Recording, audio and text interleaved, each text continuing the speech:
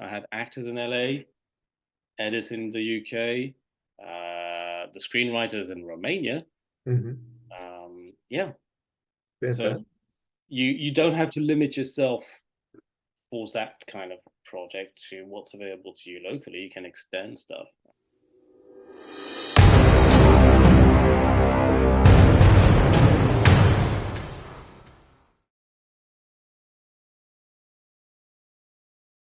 I did Ghost Webcam.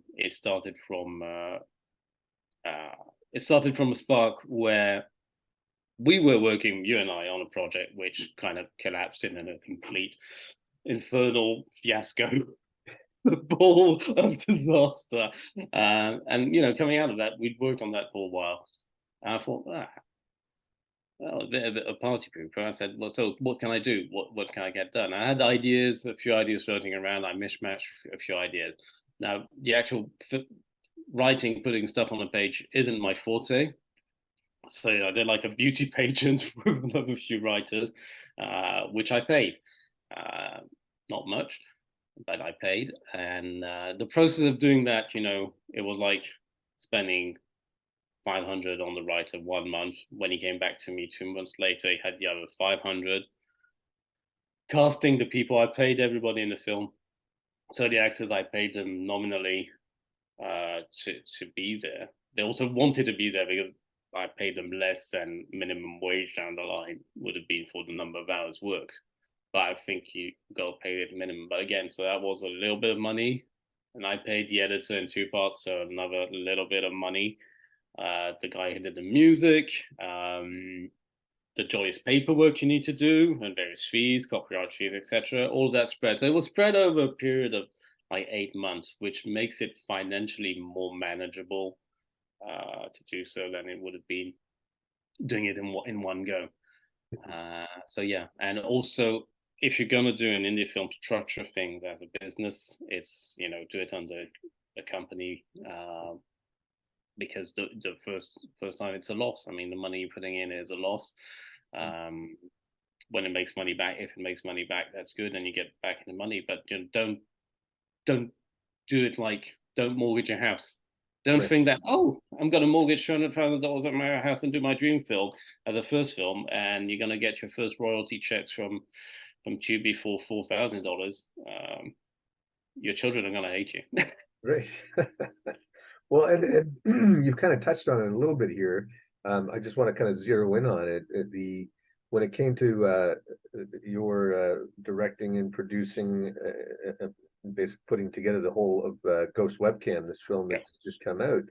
What was it that well, what was it that made that work as opposed to the other situations? I mean, I know that the location was fairly minimal, and I know you don't want to give away maybe certain things, but whatever you can share, what made Ghost Webcam the winner that got the deal, so to speak?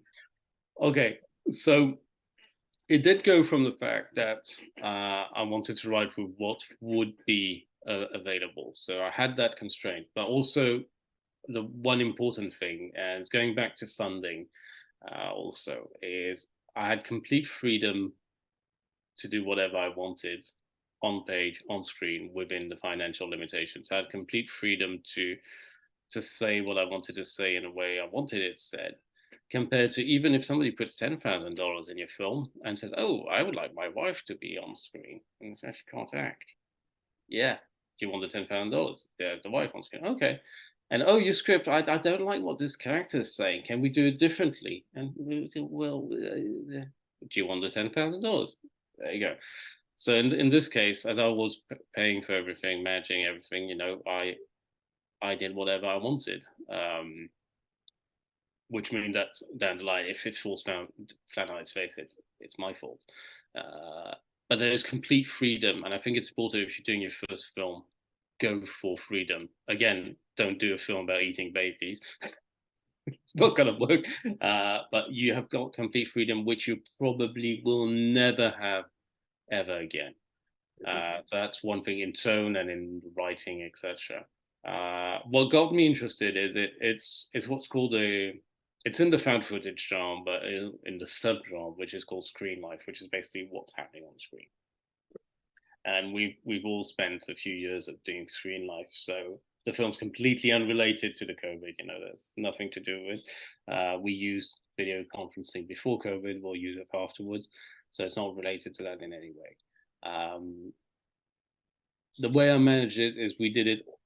The actors were all in their various locations, their own place, or arranged to film wherever, and they were all actually in Los Angeles. Interestingly enough, so I wanted them to all have the same, more or less, accents.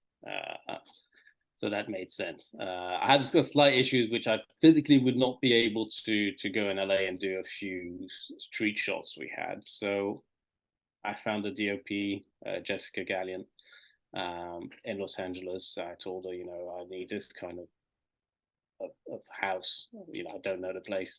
How can we do this? So it was interesting. She told me, well, check out this street. So I would go on Google Street Maps. I do a street view, and she'd say, in this street, there's a few houses that might interest you. I said, okay, well, this one looks interesting. And I would do a screen grab. So this is what I need. And, you know, she went out one evening and run and gun shooting stuff and came back with a shot. When that was finished, when I had all the footage maybe from the actors, from the second unit, I had a few shots which I needed of the Ghost webcam itself, without getting into details, but I didn't need anybody. Found a local business where I live in Canada, in Ontario, and they've got a very, a very tired basement, and we shot there for like an hour or two. It was basically an iPhone 10 on a photo tripod. Did a few shots, boom, bought in the accessories I needed. Did it in an hour, in and out, and that was it. The whole footage, the whole audio was sent to an editor who is in the UK. We collaborated. It was great because whilst I was more or less sleeping, he was working. We'd connect in a few hours. I would review his edits. He would do changes, come back the next day. The guy who did the music is from Ukraine. So again, I had a discussion with him. This is the kind of music I need, blah, blah, blah. So God bless the internet. And, you know, it does enable you to collaborate with people globally. When you think about it, I had actors in LA, editors in the UK, the screenwriters in Romania. Yeah. So you don't have to limit yourself for that kind of project to what's available to you locally. You can extend stuff. I'll just jump into the next question, which kind of ties into what you were just saying, which was, I guess, how you got into the point of the deal with Tubi, and you know, just so that people who are kind of trying this process might understand, you know, when you've got the film in hand, whether you've sort of preset some things or go after them right after the filming is complete. How did you get that deal, and is that tied to a distributor? What's the relationship kind of setup that you had to create, and how did you get that done? So Tubi is not like YouTube. It's not a platform where you go, hey, I'm going to upload my film, etc. That doesn't work that way. There's two approaches to get it on Tubi, either with what's called an aggregator, so like Film Hub, where you're going to upload your film, your art, your subtitles, etc. And Tubi is going to go and take it. Most of the time, they'll take it. Or you go through a distributor, so you're going to lose maybe more percentage wise, but for this film, I wanted to work with a distributor for the first time to learn how things are done, to get a proper poster done, what works, to get a trailer done according to our distributor who's distributed hundreds of films and knows how it's done, you know, and not me. Oh, I like the trailer I've cut. That's irrelevant. Is the trailer something that sells the film? Again, people have a huge choice. So going on Tubi, two options: distributor, which might get a better placement. I don't know. There's like a secret algorithm potion behind Tubi or not. But if your film is any good and is not adult rated, you can get on Tubi. Tubi will not pay you, as in the sense that they will not give you money for your film. What they do is a revenue share, which means all the ads, which you get because it's free for the viewer, you get a revenue share. I think it's 50-50. Don't quote me on that, of the ads. So the more views you get, the more ads revenue you get within the window, the time frame on which it's available.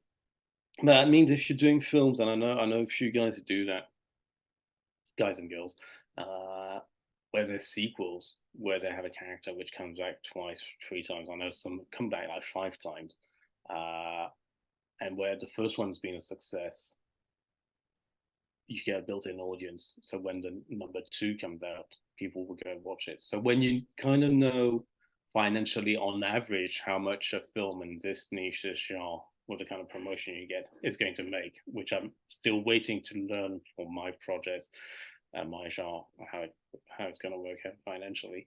You can say, okay, I know I can make a film for X amount for the cost of a used Saturn car. And how much money I'm going to make in how many months, etc. And you say, okay, within those frames, I know what I can do. It sounds a little bit like, because you were saying Tubi's not really like YouTube. I mean, you can't just upload your movie, but with respect to the building the numbers, it's a little bit like YouTube, I guess, because with YouTube you get money from revenue share. So it's the same principle that way, I guess. Is that correct? Yes, correct. You get paid per view, and I believe, again, it's kind of a secret that the more successful your film is, the more ads get shown and the more money you make. Also, keep in mind that it's going to be advertiser relevant. So if your film is very violent, etc., some advertisers don't want to be on that content. If my film is rated 14, so I mean it's pretty much general audience, you're not going to get My Little Pony ads, but the rest is fine. Like any big advertiser can go on it.